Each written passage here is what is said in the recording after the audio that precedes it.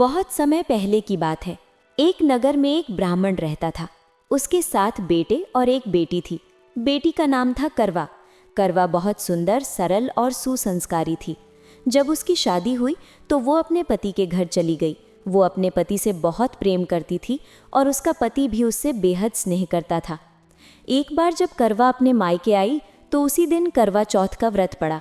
उसकी भाभियां और माँ सब ने व्रत रखा था, अपने अपने पतियों की लंबी उम्र के लिए। करवा ने भी प्रेम पूर्वक व्रत रखने का निश्चय किया। सुबह सास ने उसे सरगी दी, फल, मिठाई और हल्का भोजन, जिसे खाकर करवा ने दिन भर का निर्जला उपवास रखा। दिन बीतता गया और जैसे जैसे सूरज ढलने लगा, करवा को प्यास और भूख बहुत सताने लगी। रात हो चली थी पर चांद निकला नहीं था। सब औरतें छत पर खड़ी होकर चांद का इंतजार कर रही थी। करवा के छोटे भाई को अपनी बहन की हालत देखी नहीं गई। उसने कहा, दीदी तुम बहुत थक गई हो, चलो मैं चांद दिखा देता हूँ। पास के पीपल के पेड़ के नीचे जाकर उसने एक दिया जलाया, छलनी उठाई और पेड़ की पत्तियों के बीच से दिखाया, दीदी देखो चांद निकल आया। करवा ने आकाश की ओर देखा। छलनी में से दिया झिलमिला रहा था। उसे लगा सचमुच चांद निकल आया है। उसने विधि विधान से अर्घ्य दिया और अपने पति का मुख देखकर व्रत तोड़ लिया। जैसे ही उसने पानी पिया, थोड़ी देर में उसका पति बेहोश होकर गिर पड़ा।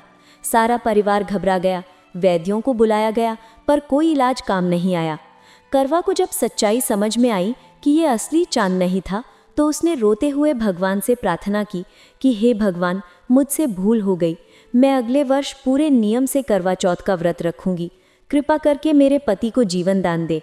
करवा ने अपने पति के शव के पास बैठकर पूरे साल तक तपस्या और व्रत किया। अगले वर्ष करवा चौथ के दिन उसने सच्चे मन से पूर्ण श्रद्धा और नियम पूर्वक व्रत रखा।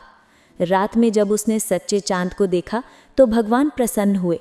उन्होंने करवा की भक्ति और सच्चे प्रेम से प्रसन्न होकर कहा कि तूने अपनी गलती का प्रायश्चित कर लिया है। तेरा पति पुनः जीवित होगा। और चमत्कार हुआ। करवा का पति फिर से जीवित उठा। पूरे नगर में खुशी छा गई। तभी से ये व्रत करवा चौथ के नाम से प्रसिद्ध हुआ, जहाँ स्त्रियां अपने पति की लंबी उम्र, सुख और वैवाहिक समृद्धि के लिए सच्ची मन से व्रत रखती हैं। करवा चौथ की ये कथा केवल व्रत की कहानी नहीं, बल्कि विश्वास, प्रेम और त्याग का प्रतीक है। ये दिखा